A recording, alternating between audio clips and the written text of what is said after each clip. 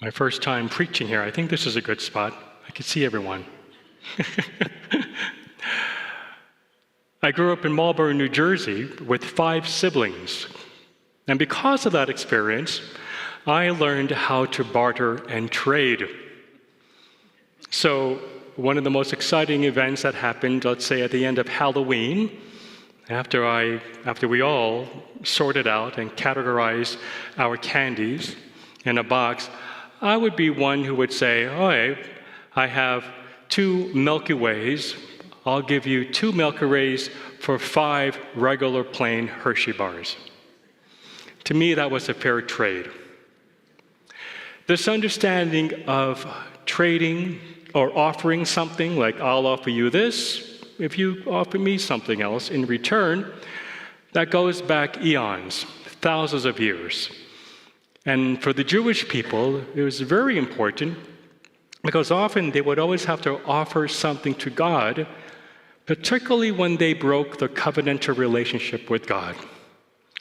How did you break the covenantal relationship with God? When you broke any of the major of the 10 commandments we heard, right? Or if you worshipped golden idols or other gods with a small s, small g, and an s in the plural, then you had to make an offering to God and ask God for something in return.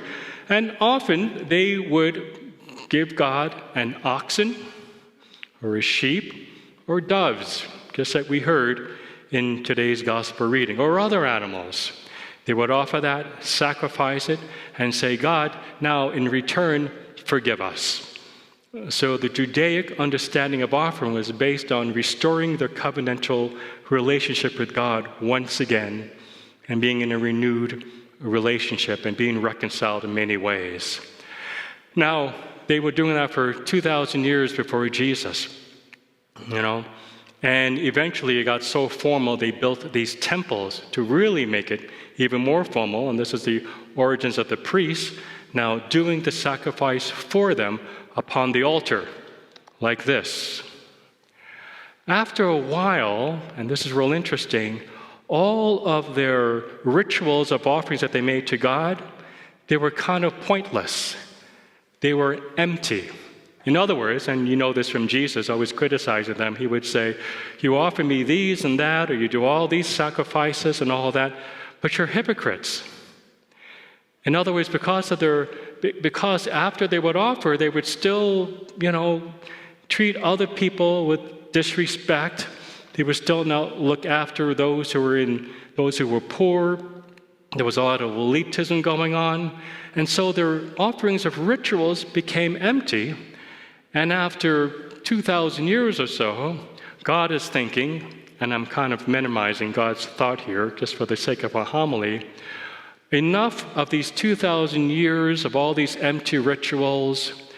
Let's think about one offering, a once-for-all offering that will combine all other offerings so that no one else has to offer anything else. And this once-for-all offering will be given to us so that we, in turn, could offer this offering back to God, this once-for-all offering. That person was named Jesus. And this is what redemption is all about, God sending down his only Son so that he may be offered upon the cross. That's what the gospel is all about.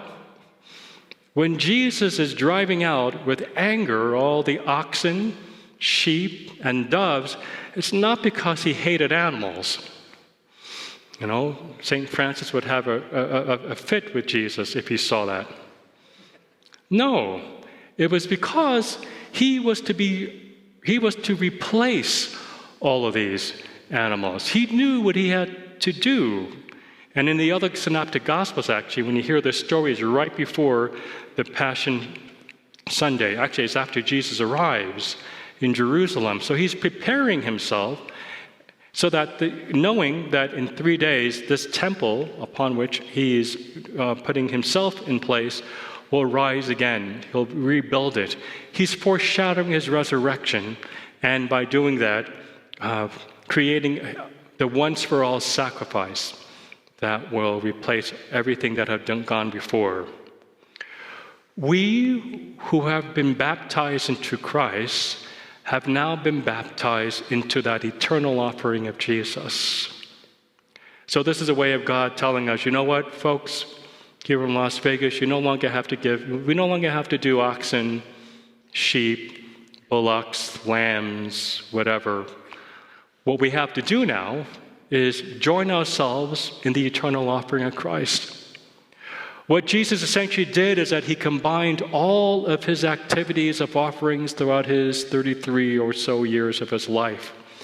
When he cured the blind and the lame, when he fed the people who were hungry, when he clothed the naked, when he raised up Lazarus, met the women at the well, the Samaritan women, all of that was combined in his own offering. We, in turn, then, we no longer have to do oxen, bulls, and lamb, or whatever, but we are called to do what Jesus did. In other words, his collective gathering of all of his offerings has now become our own.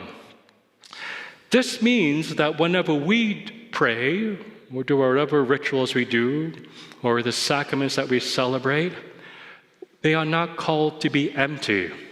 In other words, if you pray the rosary, and I used to pray the rosary every day, as I shared in my retreat this morning, if I pray the rosary, but I'm not literally helping people who are in need, feeding the poor, clothing the naked, whatever they may be, then the rosary, as Jesus would say, and other people like St. Paul, it was an empty ritual.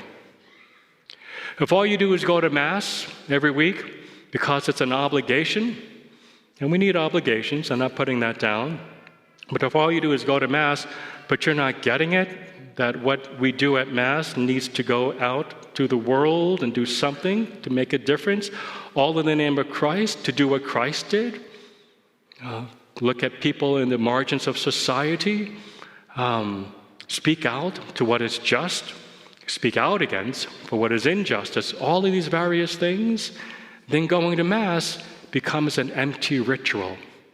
What we celebrate at Mass has to take flesh, as God became flesh with one of us, in order that we may offer God back again, or for Jesus back to God.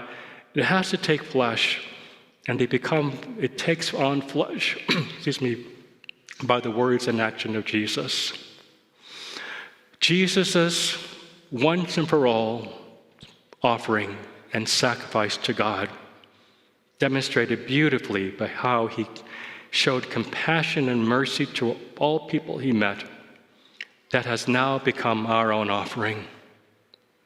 And so may our rituals that we perform daily, may our prayers that we do, may our sacramental celebrations not be empty rituals, but in fact lead to enfleshed practices that speak of the eternal offering of God. May they echo that eternal offering that Christ has done to God. And may that be manifested splendidly by our treatment and our compassion and mercy toward one another.